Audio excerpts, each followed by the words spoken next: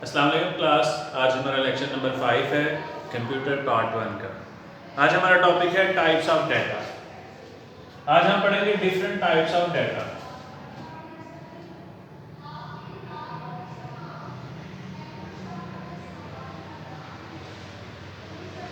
जी बेटा, आपको याद होगा लास्ट लेक्चर में हमने डिस्कस किया था कि डाटा कम्युनिकेशन के लिए हम कौन कौन से कंपोनेंट्स इन्वॉल्व करते हैं।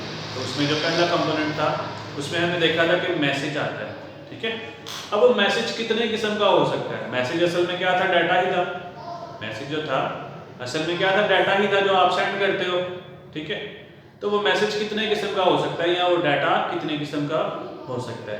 तो जी बेटा, डाटा टेक्स्ट टाइप का हो सकता है। टेक्स्ट से मुराद कोई भी चीज़ ऐसी है जो लिखी हुई है, ठीक है। वो चाहे अल्फ़ाबेट्स लिखे हुए हैं या कुछ और चीज़ें लिखी हुई हैं, ठीक है। रिटन फॉर्म में जो भी आपके पास रिटन फॉर्म में चीज़ आ रही है उसको हम क्या बोलेंगे, टेक्स्ट डाटा। नेक्स्ट है बेटा न्यूमेरिक डाटा।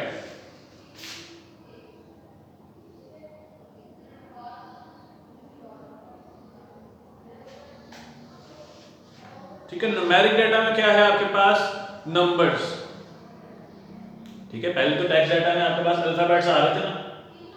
अब क्या है न्यूमेरिक डाटा, तो न्यूमेरिक डाटा में आपके पास क्या आएंगे, नंबर्स। नंबर्स में कौन से हैं, प्लस नंबर्स भी आ गए, माइनस नंबर्स भी आ गए, पॉइंट्स वाले नंबर्स भी आ गए, इंटीजर्स भी आ गए, रियल नंबर्स भी आ गए। जितनी भी टाइप के नंबर्स हैं ना वो सारे के सारे नंबर इसमें आ जाएंगे। उसके बाद है इमेजेस। इमेज बेटा आपको पता है हम अक्सर मैसेज जब करते हैं तो इमेज वगैरह भी सेंड करते हैं, ठीक है। तो इमेज क्या है आपके पास, इमेज वगैरह भी आपके डाटा की एक किस्म है, ठीक है। उसके बाद ऑडियोज एंड वीडियोस। शॉर्ट के लिहाज से ये क्वेश्चन बड़ा इंपॉर्टेंट है, इसको आपने बड़े अच्छे से याद कर लेना है। ऑडियोज, ऑडियोज आपकी साउंड, वो किसी भी टाइप की साउंड हो सकती है, ठीक है। रिकॉर्डेड साउंड भी हो सकती है, दूसरी भी हो सकती है। आप वैसे भी साउंड जो वॉइस नोट्स भेजते हैं वो भी इसी कैटेगरी में आते हैं। तो ऑडियो डाटा क्या होता है, कन्वर्ट किया जाता है पहले वेव्स की फॉर्म में, ठीक है। पहले ही वेव्स की फॉर्म में होता है, फिर उसको डिजिटल फॉर्म में कन्वर्ट करते हैं, फिर उसको सेंड किया जाता है, ठीक है। इसी तरह से हमारे पास है वीडियो। वीडियो से बेटा आप अच्छी तरह वाकिफ हैं। इट्स अ कम्बिनेशन ऑफ या सीक्वेंस ऑफ डिफरेंट पिक्चर्स, कि काफ़ी सारी पिक्चर्स को जब हम एक खास स्पीड के साथ मूव करवाते हैं तो वो क्या बनता है आपके पास, वीडियो, ठीक है। शुरू शुरू में जब कैमराज ईजाद हुए थे और इस तरह से चीज़ें हुई थी तो एक छोटा सा बॉक्स हुआ करता था और उसमें कुछ पिक्चर्स को बड़ी तरतीब से स्पीड से गुजारा जाता था। एडिसन ने इसको बनाया था, ठीक है। और एडिसन क्या करता, उसने एक बॉक्स था काफ़ी बड़ा और उसके अंदर मूवी जो चलती थी उसमें आप ऐसे आंख लगाते थे देखने के लिए, ठीक है। और अंदर काफ़ी सारी पिक्चर्स को तरतीब से बड़ी स्पीड से रोटेट करवाया जाता था, लेकिन देखने वाले को एक वीडियो की फॉर्म में काफ़ी हद तक फीलिंग आती थी। फिर बाद में आहिस्ता आहिस्ता वो टेक्नोलॉजी इंप्रूव होते होते होते आज हमारे पास मोबाइल फ़ोन हैं, कैमरास हैं, स्क्रीन्स हैं, ठीक है। वो सारी चीज़ें अब हमारे पास मौजूद हैं। उसके बाद नेक्स्ट टॉपिक है बेटा इनकोडिंग कैरेक्टर्स, ठीक है। यहाँ हम किस तरह से डाटा को रिप्रेजेंट करते हैं अपने कंप्यूटर में।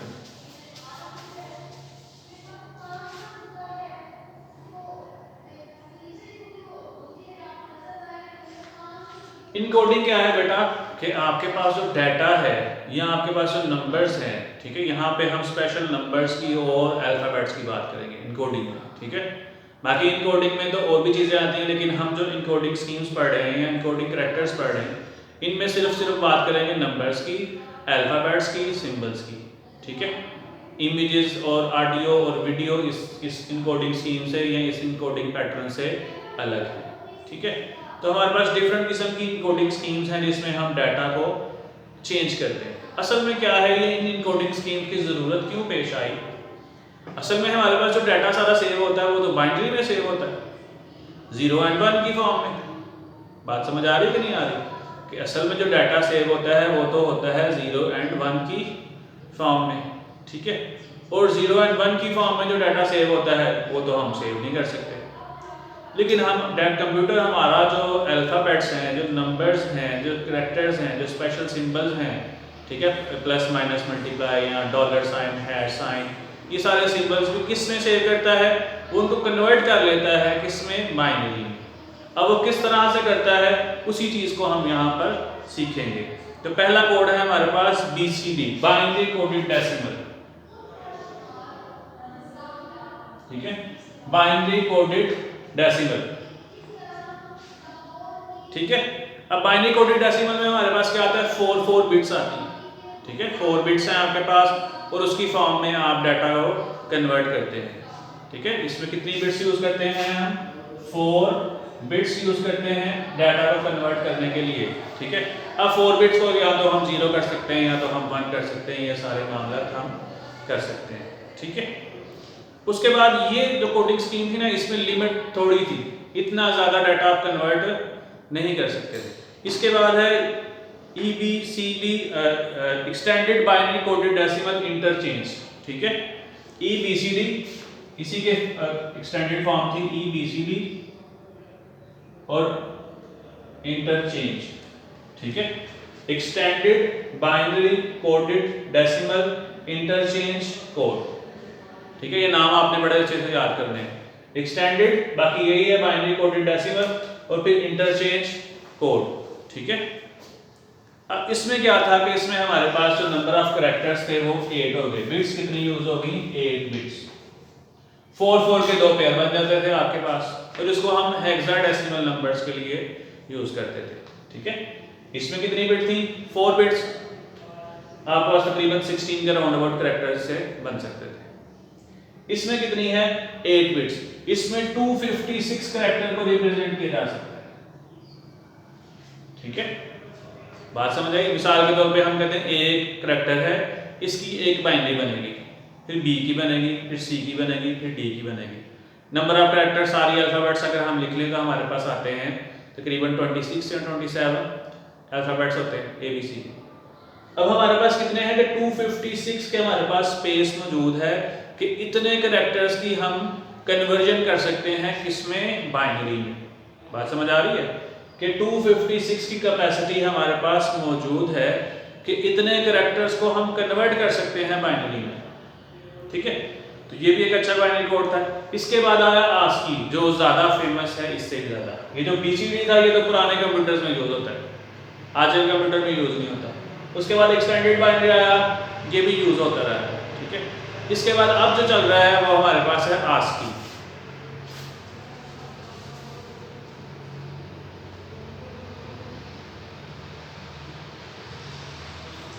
अमेरिकन स्टैंडर्ड कोड इंटरनेशनल क्या है, इंफॉर्मेशन इंटरचेंज, ठीक है।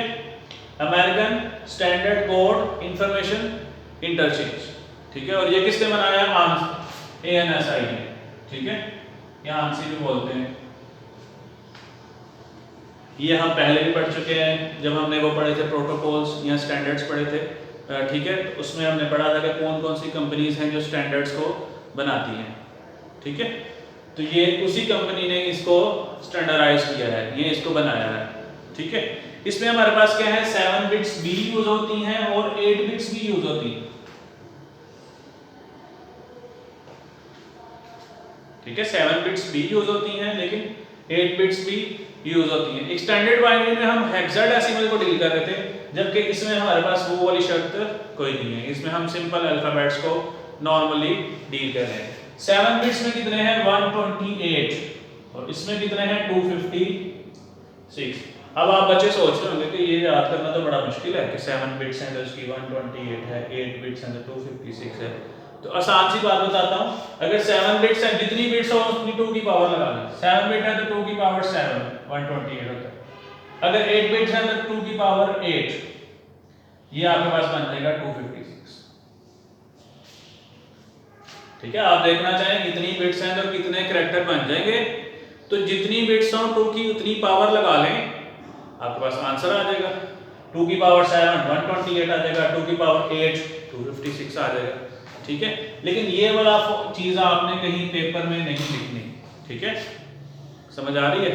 तो इतने आपके पास नंबर ऑफ कैरेक्टर्स बन सकते हैं। अब इसमें क्या है, हमारे सारे अल्फाबेट्स वगैरह कवर हो जाते हैं, ठीक है। आपके पास इतनी ऑप्शन मौजूद है कि सारे अल्फाबेट्स वगैरह आपके यहाँ पर कवर हो जाएंगे। ठीक है, उसके बाद है हमारे पास यूनिकोड। सबसे पहले तो मैं ये बताऊंगा कि यूनिकोड की जरूरत क्यों पेश आई।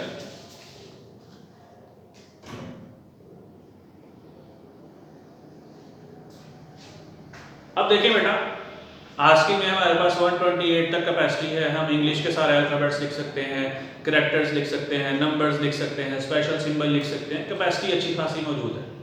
लेकिन आप सोचेंगे अगर आपने उर्दू के अल्फाबेट्स भी लिखने हो, उसको भी तो कंप्यूटर में रिप्रेजेंट करना है कि नहीं करना। और आपके पास अगर आप देखें तो चाइनीज़ के भी अल्फाबेट्स आ जाएंगे, फिर आपके पास अरेबिक के भी आ जाएंगे, फिर पश्तो के भी आ जाएंगे, फ्रेंच के भी आ जाएंगे, डच के भी आ जाएंगे। ये तो बहुत ज़्यादा हो गए। आपके पास तो इतनी जगह ही नहीं है। आपके पास था कि 256 डिफरेंट कैरेक्टर्स को रिप्रेजेंट कर सकते हैं मैक्सिमम। ये तो आपके इंग्लिश, उर्दू और आपके अगर अरबिक के ऐड कर ली जाए तो 256 की जगह तो खत्म होगी। इसके ऊपर वाले अल्फाबेट्स को हम कहाँ लिखेंगे? ठीक है, तो ये तो बड़ी प्रॉब्लम आ रही थी। फिर हमने बनाया यूनिकोड। ठीक है, यूनिकोड में हमारे पास कहाँ तक कैपेसिटी है? 65,536 65,536। इसमें नंबर ऑफ बिट्स कितनी यूज होती हैं? 16 बिट्स यूज होती है। मतलब 2 की पावर 16 करेंगे तो ये आंसर आएगा आपके पास।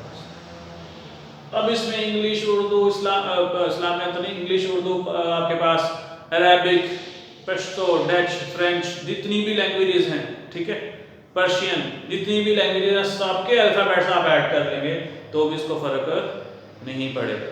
ठीक है, सारे के सारे अल्फाबेट्स आप इसमें रख सकते हैं।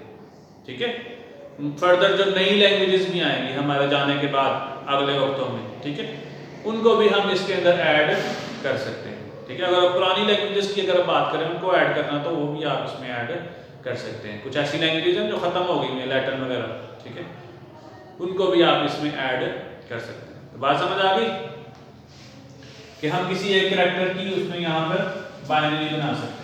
अच्छा, शायद आपके ज़हनों में आ रहा होगा किस तरह बाइनरी बनाते हैं। एक दो एग्जांपल लेता हूँ। मिसाल के तौर पे ए है तो ए की बाइनरी हो सकता है इस तरह से बने। ये मैं एग्जैक्ट नहीं लिख रहा, सिर्फ एग्जांपल दे रहा हूँ। ठीक है, इसी तरह बी है तो बी की बाइनरी ऐसे बनेगी। इसी तरह सी की बाइनरी ऐसे कुछ बन जाएगी। ठीक है, तो ये जो बाइनरी का कॉम्बिनेशन है ना, ये हमारे पास जब हम कहते हैं हमारे पास 7 बिट्स हैं, ये कितने बिट्स हैं? 1 2 3 4 5 6 7 8। अगर मैं कहता हूँ 8 बिट्स हैं तो मेरे पास जो कॉम्बिनेशन मौजूद होते हैं वो होते हैं 256। यानी मैंने इस साइड पे 256 कैरेक्टर को की बाइनरी रिप्रेजेंटेशन बना सकता हूँ। ठीक है, इससे ज़्यादा नहीं बना सकता। ठीक है, तो 256 कैरेक्टर्स को की बाइनरी तो हम बना सकते हैं। हमारे पास इतनी बाइनरी के डिफरेंट कॉम्बिनेशन मौजूद है। एक हम एक को असाइन कर लेते हैं, एक हम दूसरे को असाइन कर लेते हैं, एक हम तीसरे को असाइन कर लेते हैं। ठीक है, तो इस तरह हमारे पास इतने मौजूद हैं, लेकिन इससे ज़्यादा हमारे पास मौजूद नहीं है।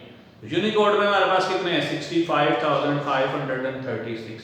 उसका जो बाइनरी बनेगी वो भी 16 बिट की बनेगी। 8 बिट है, 8 और आगे लगाएंगे तो फिर बनेंगे 16 बिट। आई होप कि आपको इस लेक्चर की समझ आ गई होगी। अल्लाह हाफ़िज़।